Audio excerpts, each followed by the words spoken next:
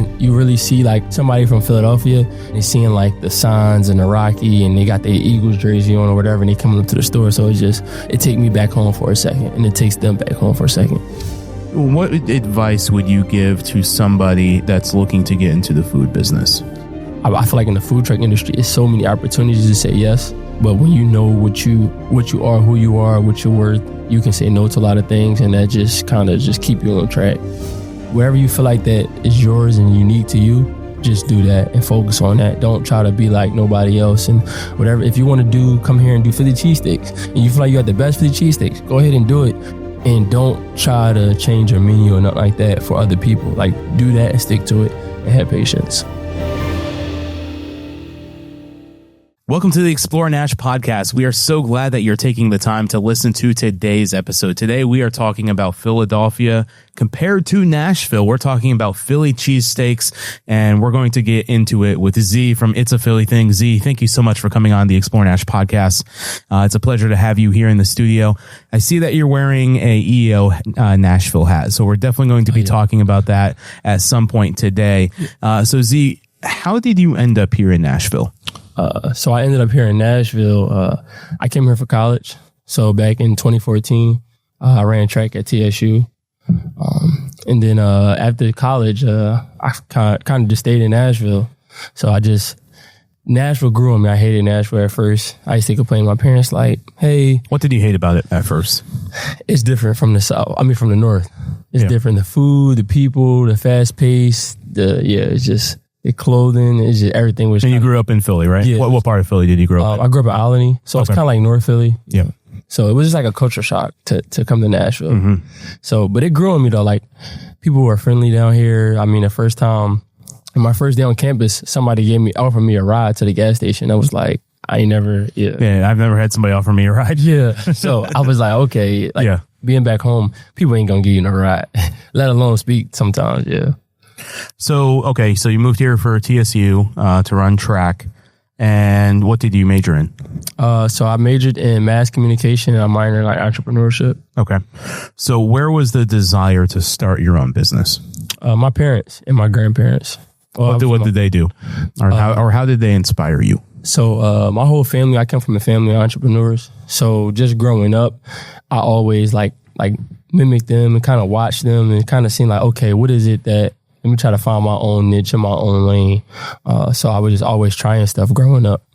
And then like my grandfather he was the first African-American to own a pickle factory in Philadelphia. So just growing up and seeing him and being in the pickle factory, it kind of like gave me a desire in my heart to like have my own company and factory one day. So a pickle factory, so they would just bottle and ship pickles nationwide, or it was more local. Okay. So he did a lot of local. He was really busy in the community. So he sold to like a lot of mom and pop shops. Mm-hmm. And that's the thing I like about Philly too, like versus Nash. It was a lot of mom and pop shops. Yeah. To where you could do business, or you go there and just get some food. What do you think is the biggest cultural difference between Philadelphia and Nashville? I would say the biggest busyness, I would say. Okay, define that a little bit. So I would say busyness as far as just like, it's kind of laid back here. Mm-hmm. So where up there you have everybody kind of like on the go, trying to perfect the next thing. So where you have like all these different cultures, and you have all these different like opportunities, and it always keep you on your toes in a sense. So you never know, like you can go to this place and get this kind of food, or you might go to this place and get this kind of experience. I feel like Nashville is kind of it's more of a laid back and content a little bit sometimes. Mm-hmm. It's like a bunch of the same stuff. It's good, but it's a bunch of the same stuff. Up there it's you never know what you're going to get. It's always changing, always evolving. What do you miss most about Philadelphia? The food and my family, I would say. Yeah. Besides Philly cheesesteaks, what's your favorite Philly food? Hoagies. Hoagies. Yeah. There's no one. Gold's Deli is the closest thing to a true hoagie shop that you can find up north. Definitely. But describe your favorite hoagie, because I have my favorite hoagie in mind too. Have you been to Wegmans? No, I haven't been to Wegmans. The grocery store? No, I haven't been. Oh, their hoagies are phenomenal. I'm meant to try them. Yeah, if you ever get to a Wegmans, I literally, when I fly to New York, where I'm from, upstate, the first thing we do is we drive from the airport to Wegmans so that I can get a hoagie. Okay. Yeah. That's kind of how. And they do big 14-inch hoagies, man. Like $8, 14-inch hoagie, like big old thing. Like it's awesome. Stuffed and all that. Yeah. It's probably more expensive now, but like, yeah, big stuffed hoagie, like massive. I mean, it's like 6 meals in one hoagie. Yeah. Yeah. That's kind of how it's a spot called in Philly called Richie's. So you go to Richie's or you go to Marinucci's. So, but Richie's is more of it's smaller hoagie, but Marinucci's is like, it's big. So I get like honey turkey, I get mayo, pickles, lettuce, oregano, oil, tomatoes. Are they using a French baguette or what are they using for the hoagie? Yeah. Amorosa roll. So same roll we use. So that, the Italian bakery in Philadelphia. And then you just get that and the problems are solved. So you studied mass communications. Yeah. So what do you think benefited your business with the degree that you got? As far as like marketing. Yeah. Marketing. So I think I just kind of know my way. I know a little bit about the camera. I know just about production, how things supposed to look. So I'm kind of real particular on like some of the emails we send out, some of the text messages sent out, and also like social media. So we're getting better. I just didn't really have time to perfect that. But I think now that I'm moving to working more on the business, I can really like start like getting into that side of things. Okay, so you came here, you graduated college, and then what was next? You're like, I need to start something, or where was the inspiration for It's a Philly thing? So it's actually like my sophomore year of college. So I was always complaining to my mom and dad, like, yo, I want like a water ice or a cheesesteak down here. And I was trying to explain to people like what it was. And he was like, what's water ice? What's like some people never had a cheesesteak. And I'd be like, whenever I try to explain them something, and I was always saying like, it's a Philly thing. So, cause they never really got him. Like, I'm trying to explain something. So it's like, man, this is a Philly thing. You probably ain't gonna get it. Or like when I say John. So fast forward my senior year, I was like, it was like a desire. Like God was just like, I found out how to get, the Philly water ice to Nashville. So I was like, I'm gonna just start the water ice in my college dorm room. So senior year, I bought a deep freezer. So one morning I just woke up, went and bought a deep freezer like random. Went to Best Buy. I don't know why I went to Best Buy to buy a deep freezer. And my frat brother took me, and then I got back and I was like, and I got the water ice shipped in, and it was just on from there. What was the experience sourcing the water ice from Philadelphia? It was just it was tough because like I was like, how can I do this and how can I even like bread? Did they ship it on dry ice? Like how like walk me through that process. So no, well I just partnered with one of the food distributors, in Nashville, and they just kind of just bring it down and they'll store it for you. Kind of same thing with the bread because like you can't sell Philly cheesesteaks without the Amorosa bread. Like especially I mean some people do it in Philly, but if you out of Philly and you don't sell it, it's like, I don't know if I'm going to go there. Yeah.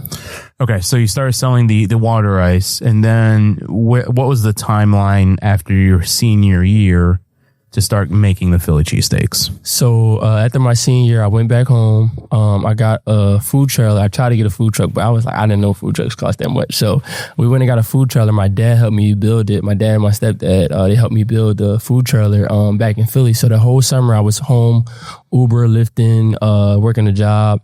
I saved up, and I drove the food trailer back to Nashville, and I started doing the water ice. This is 2018. So 2019 is my first full season just doing water ice. I was doing water ice and pretzels. And people was like, Philly pretzels? Yeah. I mean, I love Philly pretzels. Like the one thing about flying into Philly that I always enjoy, especially with like Enterprise, like if you go rent a car, they're like, hey, here's a pretzel. Oh yeah. I'm like, oh, that's awesome. The pretzel factory. Yeah. So it's a freaking great pretzel. Oh yeah, man, with the cheese. I don't know what it is. Pennsylvania makes the best pretzels in the world. So like Snyder's and then the pretzel factory, like they're just amazing pretzels. Yeah, because people are like, you eat pretzels? And like, they're like, yeah, you eat them for everything. Yeah, exactly. So that was another thing. It's a Philly thing. Yeah. So they, we started doing the pretzels, and people was like badgering us like, how you call it a Philly thing? You don't got cheesesteaks. I was like, okay. So I was like, you know what? So like fall of 2019, I set up a tent next to the food trailer, like when we did events. So we'll serve the water ice inside the food trailer, and then I'll set the tent up on the side of the food trailer, and we put some griddles out there, and we were just serving up under the tent. And then people were just pulling up. We was on a corner by like TSU, and like we'll set up on that corner like Friday, Saturday, Sunday, and we'll sell out every day. Just people pulling up under a tent. So it was crazy. How did that make you feel? It was good. It was good. It was just like, and like I was on Twitter making posts like, hey, we're going to be there this time. And then it was like, you know, you sitting there, because at first when I first got back to Nashville and I thought it was going to take off, and I sat on that corner and we made like $50. Sometimes it was $0. So, and then we started setting up in that corner, we made like $1,000 or $1,500. And I was like, yo, it's, you know, you gotta be patient. It was definitely fulfilling. It was just like, you know, you sitting here, you never know if somebody gonna come, and a lot of people come. So it was just like, it was really rewarding, like to knowing like that you did that. So where was the transition from having your trailer be a water ice trailer to a Philly cheesesteak trailer primarily?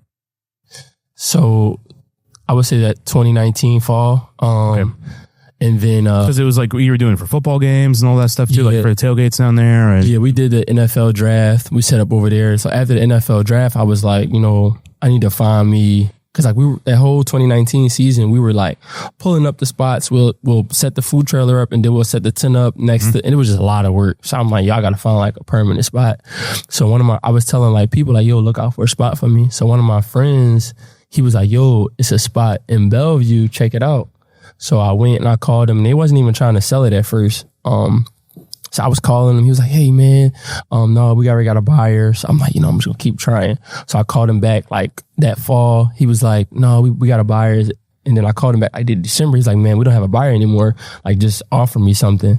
And I'm like, I ain't even had the money. So I was like, all right, you know, I just like, we'll do it. So I was like trying to figure it out. And we got that spot in Bellevue. And then once we got in Bellevue, we opened up May of 2020, and we just started doing like full bone, just cheesesteaks. Didn't know what the heck we were doing. It was crazy. What was the biggest thing you learned during that time? Patience. What was successful and what failed? Well, I would say, the water ice, it wasn't a failure, but it just like, I started doing water ice, and then I wound up doing cheesesteaks, and that was a success. People really wanted those cheesesteaks, and we learned that because I was trying to push that, but it pushed me into another direction, which was great, you know. So I think that was the failure versus the success, and learning that's what people want, and you give it to them. So okay, so now you have this place in Bellevue. Most people are probably finding you through word of mouth or social media. When did you acquire your second trailer? So that was the trailer we started with. That's the trailer you started with. But we didn't get it. We got it revamped, and like, just did a whole remodeling of it, in, spring of 2021. Looking back, I mean, I guess I had to learn that. We probably should have waited and focused more on Bellevue. But we got it, and we just took off and hit the streets. So it was kind of like 2 units. But now I noticed that like the model that really we perfected is the Bellevue model. And that's really had. And if people don't know what that is, describe what that is. So it's basically a modular fast casual dining. So basically, you know, it's not kind of like Papa John's and Pizza Hut. So it's only takeout, and that model works for us. You know, we don't have no sitting, like, you know, you can't sit down and eat inside, and there's no bathrooms. But it's less overhead, less maintenance, and then people still get the product, you know, online, Uber Eats, DoorDash, and walk up, and it works. What's been your favorite moment running food trucks? Just when you really see see somebody from Philadelphia, and they just like, yo, this is the best cheesesteak I ever had, or just like, man, this take me back to Philly. So just kind of seeing that, just like when people really like feel like their experience with the food and you know, they're just feeling satisfied and you make them happy, you know, and it also just bringing that culture like to a Philly, and they seeing like the signs and the Rocky, and they got their Eagles jersey on or whatever, and they coming up to the store. So it take me back home for a second, and it takes them back home for a second. If somebody's never been to your restaurant, walk through your menu. So we have, we only have 3 sandwich options. So we have the original Philly cheesesteak, we have the chicken cheesesteak, and we have the Zaza chicken cheesesteak. And then we have the egg rolls, steak egg rolls, chicken egg rolls. And then we also have steak fries, regular fries, the Philly water ice. You got to get the water ice. And what flavors do you offer for that? My favorite flavor of the Philly water ice is the cherry mango. Yeah, cherry mango. If somebody's never heard of a Zaza, what's a Zaza? So the Zaza comes with American cheese, American cheese, chicken, it's a Philly thing, sauce, mayo, red and green peppers, and onions. Yeah, the Zaza has been my favorite. That thing is awesome. And then you recently introduced the steak fries, and those things are amazing. Yeah. Probably one of the best fry combinations I've had in Nashville. Appreciate that. Yeah, they're just, my wife and I talk about them occasionally. It's like at 9 or 10 p.m. and we're like, hey, you remember those fries? Yeah. I wish they were open, and I wish they were closer instead of being a 35-minute drive for me. So we're working on it. Yeah. So what advice would you give to somebody that's looking to get into the food business? Take your time. I would say take your time. And just learn as much as you can. Like it's like don't rush it. It's all gonna work out. But just really take your time. You take your time, you learn, and learn your menu, learn your customer. Also like learn the type of events or the location that you want. Just really, because once you perfect that, you'll say no to a lot of stuff, and it'll cause you you'll have way less stress and less headaches, because you'll know what direction you'll go in versus like, I feel like in the food truck industry, it's so many opportunities to say yes. But when you know what you are, who you are, what you're worth, you can say no to a lot of things, and that just kind of just keep you on track. Do you believe the best model for people getting into food is this? Start with a pop-up, like maybe a tent, eventually evolve to a food truck, and if that's successful, maybe evolve to a brick and mortar. Yeah, I agree. Why do you think that's successful, or why do you think that can cause success? I think it's a build up. I would say for me, in my shoes, that's exactly kind of how we went. And each stage you learn from a pop up, how to operate a pop up. And then as far as like the customer base, cause you're not dealing, most of the time with the pop up, you're not dealing with as many customers. Then once you get into the food truck, model, you're dealing with more customers, you got more opportunities and things like that. And you also learn, and you can do like catering, events, and also you learn speed, being efficient. So when you go into the restaurant model, you take all of those things that you learned and you put it into that. But I think versus some people that just jumped into the restaurant model and I heard like horror stories that they just, cause you don't know. But like, with the food truck model, like lunch rush, dinner rush. So you can kind of plan out. Yeah. What are you most proud of? I would say just creating something from scratch, like being a business owner. So I think that just like being able to cause being a business owner comes with so much. It's like you inspire people, you created something, so you're creative. You also employ people, and then you also, so like a lot of people come to you for advice. So it just makes you be a leader. So I think that it also makes you continue to work on yourself as well, because the position that I'm in, I have to be a certain person, or like for me, that's how I take it in. Like I gotta be better, because I can't say things that I'm not doing. So it kind of pushes me in a sense. So speaking of leadership, you're wearing a Catalyst EO Nashville hat. So what is that, and why are you a part of it? So EO is the entrepreneurship organization here in Nashville. So I needed like a community. So like when I was first starting out, entrepreneurship is lonely. So just being, you kind of going through issues and stuff like that, it's hard to just like talk to somebody that's not in your shoes. So I just kind of needed that community. So I first started with EO Catalyst. It started with the EC, the Nashville Entrepreneurship Center.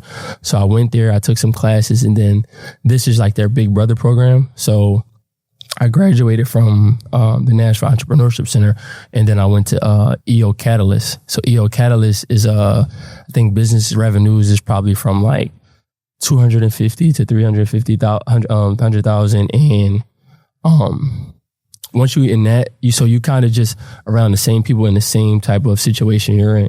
So, and then they kind of want to push you to get to EO. So EO is strictly just $1 million, $1 million in revenue. So, and I think like just being in that circle and in that community, it has pushed me like, okay, like this is like, how do you get to $1 million in revenue? How do you get to this? How do you get to that? And, give you mentors and things of that sort. So it's just like one of the greatest things for me was going to Entrepreneurship Center and then joining EO Catalyst, because that has helped me out. How do you think it benefited you the most? I would say pushing me and giving me insight, like just knowing that everybody's going through the same challenges. It just might not be the same exact challenges that you're going through, but every business owner faces challenges, and it shows you how to overcome them. And you have a support system. You have people that's showing you like, you can bounce ideas off of, you can get advice. And it's not just business advice, it's also personal, because being a business owner, it's not just, you can't really cut it off. It's all mixed in. So just being able to share and be vulnerable with the people in your like forum group, that has helped me out. So you said entrepreneurship is basically loneliness, and I've experienced that quite a bit. When's the moment that you felt lonely? I would say 2020, 2021. That when I first really got started, and things were going good and things weren't going good. So it's just like trying to talk to people and kind of get them to understand what's going on.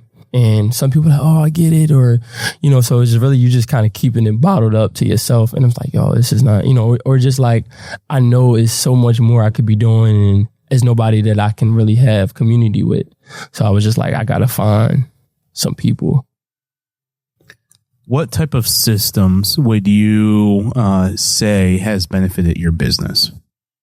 Things that we do, like repetitive tasks. Yeah. So just, I would say as far as this, it's not, I would say the system is just what do we do weekly. So just kind of perfecting that is like the operations. I feel like if you can perfect like right exactly everything that your business does weekly, and you start just delegating it to specific people, that's kind of what I found out. Like, because at first, as a business owner, you're doing everything. So it's like if you write down everything that's being done and you start figuring out people one at a time, somebody do this, somebody do that, then that takes the weight off your shoulders. So our first video, I think, came out maybe January, February of 24 for you guys. How did our video impact your business? Man, that was crazy. It was crazy. That was probably the busiest month ever that we had, and it was like immediate. Like, so like I think I dropped it like that day. I think we came out on like a Friday or Thursday. I can't remember. Yeah. It's always interesting when I ask that question to people, and they're like, "Oh yeah, you dropped it on like May 21st," and I'm like, "What day was that?" Like, it was a Thursday, and I'm like, "So it was March for us. It was the beginning of March. March, okay, yeah. We just ended like the Super Bowl and it was cold. So, but it was like I dropped it. It was like 2 o'clock, 2 or 3 o'clock, because I remember, people came on that day and they was like, yo, we just seen the Explorer video. I'm like, so, and I think I just heard about it. And so my friend was like, yo, he just dropped it. And I was like, okay, I think it did like 1,000 views or whatever. So it ended up, I think, closing out at 750,000 views. Yeah, so I'm like, okay, I'm like, this video is cool. It's cool. So I think I got home, it was like 10,000. I'm like, man, that's crazy. I went to sleep. It was like 20, 30 out. So the next day it was like crazy. So like I'm like, okay, it's going to die down. It was like that whole month. It was like, so we had to like cancel some events and stuff like that because we were so busy. Yeah, it was like slammed. How much revenue do you think it increased by?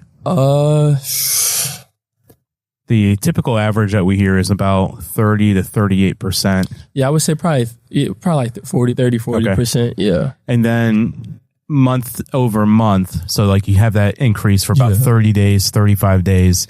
And then what we hear from a lot of operators is about a 10% increase month over month after that first month. I think for us, it was just like, I think it was probably like 20% for the next month too. So I really say from like March to July, we just had good months. That's awesome. And then people like, thank you. And then people even put them to our food trailer. It's like I had parked the food trailer. I'm like, somebody was like, hey, pull up food trailer up to it's this business that was closing down over there by Vandy. Okay. So I pulled it up over there. I'm thinking like, because typically when we pull the food trailer up, it's not really like too busy. It was like crazy. So I'm like, okay, this has a major effect on us. Yeah, that's great. Well, I know that first weekend you sold out. Yeah, it was. How did that make you feel? It made me feel good. That first day, okay. It made me feel good. So I'm like, okay, how can we do this again? Yeah. So I feel like I wish, like looking back on it, I wish I would have known what it was going to do so I could like prepare. Yeah. And I think just like grabbing more customers and just making sure that we don't sell out and stuff like that. Mm-hmm. So when that happened, because you source a lot of stuff from Philadelphia, your bread, your water ice, are you getting your steak from Philly too? Yeah. Mm-hmm. And your chicken? Yeah. Or just, okay. How when you called your vendors or your food distribution company, what was their reaction? So I was just like, they was like, oh, we out of bread. I'm like, nah. I'm like, get the bread and just like get it. Because we ran into that issue like 2020. So like they always keep like a certain amount on stock for me. But I'm like, hey, like this month is going to be busy. Like just go ahead and like give us more. So they was just like, all right, like what's going on over there? Yeah. Like, so I was just telling them like, hey, it was a guy, XPLR.NASH. He dropped the video. And so I was just kind of explaining to them like, we just need more, like keep it coming. Yeah. How do you, I don't know if the word combat. How do you view competition? I guess like being from Philly, I don't really view competition. There's not many competitors. Yeah, in your space in this city. Right. Yeah. But I feel like for us, just being from up there, you have so many of the same thing. Like so, like you got cheesesteak spots right next to each other, and they both doing good. So I feel like if we, if you push a product, certain people gonna want you, certain people gonna want me. So it's just like, do the best you can. Like even like passing out, it's just whoever's the better hustler, really. Yeah. I like it though. I embrace like if it was a cheesesteak spot opening up next door, I'm like, okay, let's go. Yeah. So what is Nashville missing? From a food standpoint, from a culture standpoint, maybe the whole gamut. I would say, the beach. I would say the beach. If Nashville had a beach, I probably would stay here forever. I don't know if I'm gonna stay here forever, but if they had a beach or a better water park, because like up north we got Dorney Park, Hershey Park, everything. Everything. Yeah.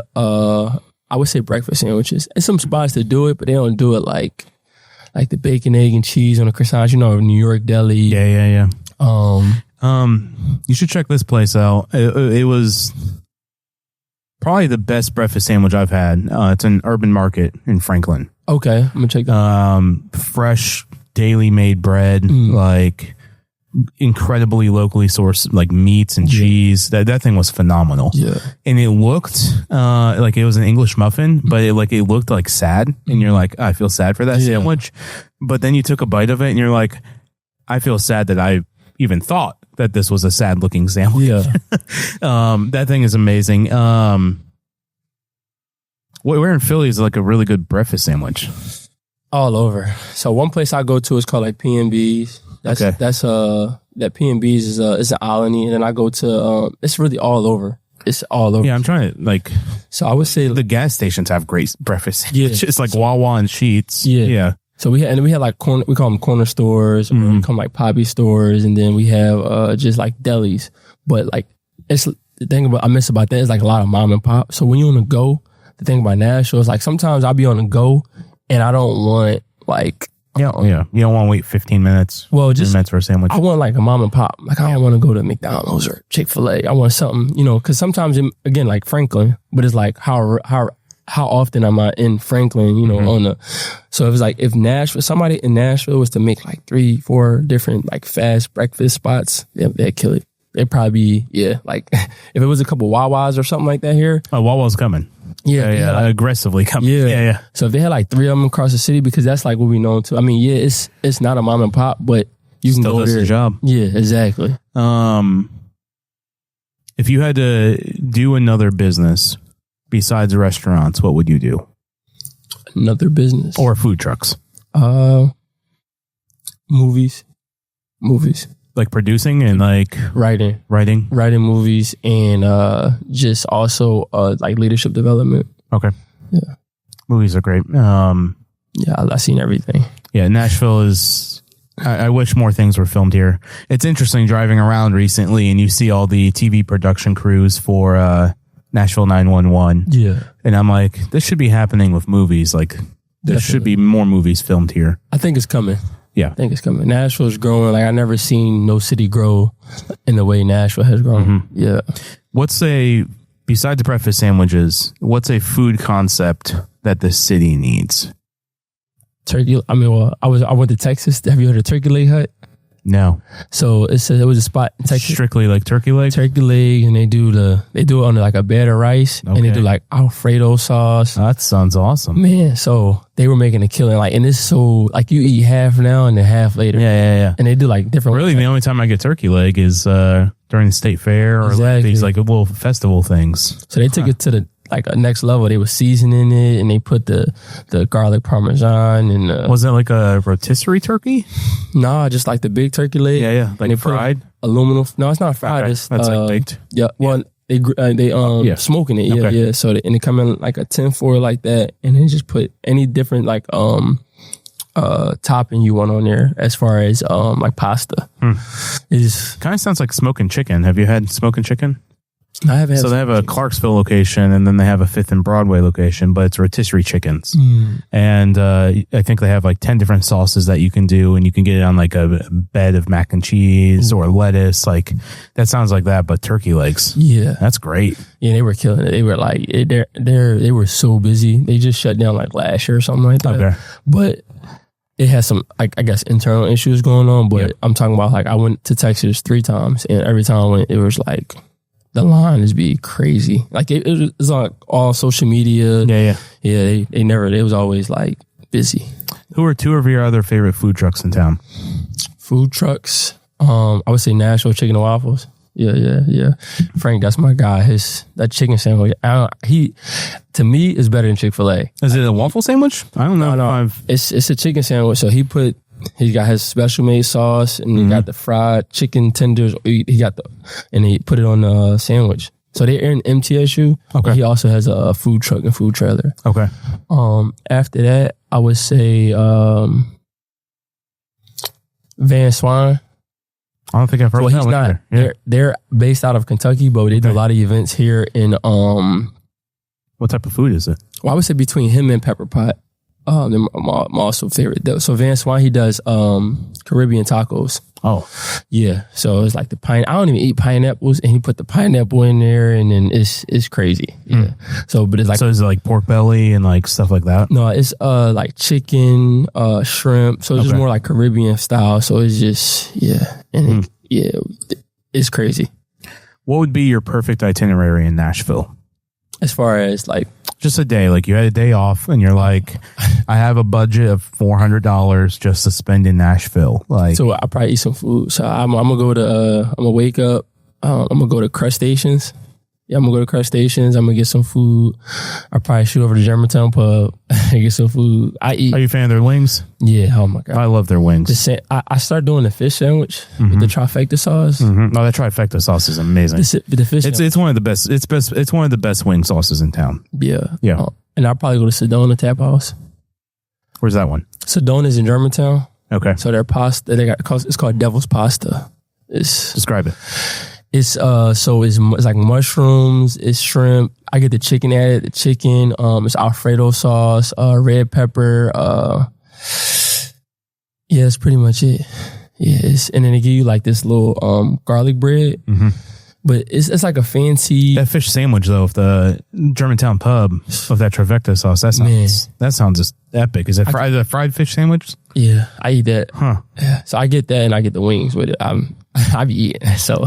Yeah. What, have you tried their cauliflower with the sauce? No, I have. I did. Yeah. One time. That was really good. Yeah. And then their jackfruit barbecue mac and cheese. That's pretty good. It's like a great vegan option with a cashew butter. I'm going to check or like it out. Cashew cheese. Yeah. Yeah. Any type of attractions or anything during that day? Probably shoot to the movies. Okay. Yeah, Green Hills. I usually go to Green Hills movie theater. And then go-karting. Downtown? Yeah. At the F1 or the K1? Yep. So I hit the go-kart in bowling. Probably bowling. Okay. I usually go... bowling alley? Kings. Okay, Kings is great. Yeah, I love Kings. Yeah. But I kind of don't live close to Kings anymore, so I go to Donaldson. Yeah, Donaldson Spike, is it Spike?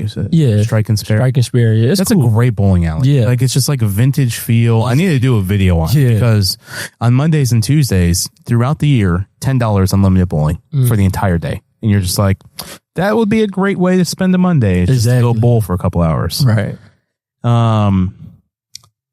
If you had to tell somebody that was moving into this market to start a food concept, what would you tell them?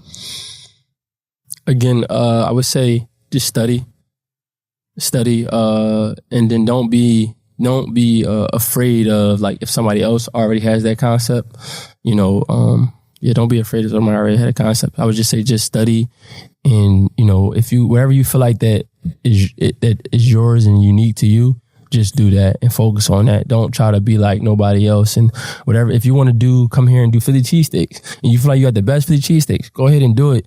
And don't try to change your menu or nothing like that for other people. Like, do that and stick to it and have patience.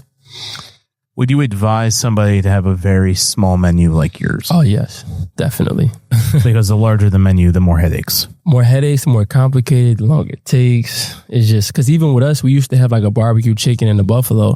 So I think last year we took that off the menu. So when we took that off the menu, we just seen how like faster service was. The line was moving faster. So it's just like certain things. We even like fries. Some people in Philly don't even do fries.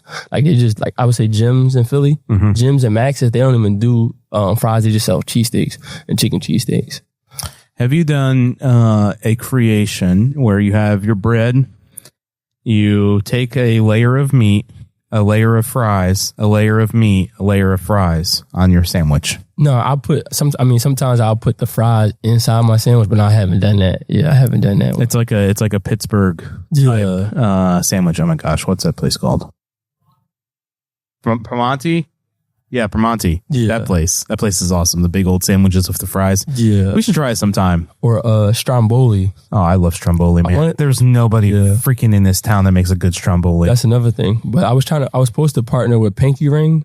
Oh my gosh, a Pinky Ring. It's a Philly thing, stromboli. We're supposed to do that. Yeah. What? Yes. That would be amazing. So we probably need to reach back out to them because I think it's just kind of like time went by. And then I think I just need to do this collaboration and we make a video about this on Explore Nash because there's no good strombolis in this. No. Not at all. And then calzones, like I know it's a little bit different than a stromboli, but I love both of them. Yeah. And like my go-to stromboli is at a place called the Rail House. Now it's closed now. Okay. In my hometown. But dude, they'll do a freaking pizza box, 16-inch stromboli, like the stromboli. Old thing. So it's like 6 slices in the stromboli, and it's like buffalo chicken or like a bacon chicken ranch, and like just killer. And if you don't know what stromboli is, look it up. It is. You're the first person that's brought up a stromboli to me in a long time, and this is why I'm so passionate about it, because I haven't had a freaking good stromboli in this city. Yeah. So if you know, comment below. I would love to try a good stromboli. That's a really good concept that one of you guys should run with. Yeah, do it like a collaboration because I would say even if you do strictly strombolis here in Nashville, you probably kill it. But I think you would kill it. Yeah. Because the portability of a stromboli. Yoshi, have you ever had a stromboli? Okay. The portability of a stromboli, especially if the breading on top and on the bottom is like very consistent and doughy. Like it's portable and you can take that thing on the road. And so like you could be driving, eating a stromboli. It's a drivable food. Definitely. Even heating it up, like you heat it up the next day, it tastes like that just took me back to my childhood. Like you go to the corner store. I mean, we call it just the regular corner store. They had a pizzeria. Yeah. So they just had strombolis and it would kill in this market. Well, we need to go find somebody that can make some strombolis. Z, thank you so much for coming on the Explore Nash podcast. Where can people learn more about what you're doing? Thank you. So they can go to itsaphillything.com or they can search our Instagram, Twitter, Facebook is at It's a Philly Thing. So ITZAPHILLYTHING. And tell somebody right now your favorite thing on the menu. My favorite meal, or just your meal. Like like if you're like, hey, I'm coming to my own restaurant. This is what I'm going to eat. Oh yes, I'm gonna get the Zaza chicken. I'm gonna get some chicken egg rolls, and I'm gonna get a mango cherry water ice mix. Sounds amazing. Yeah. Well, Z, thanks so much for coming on. Appreciate it.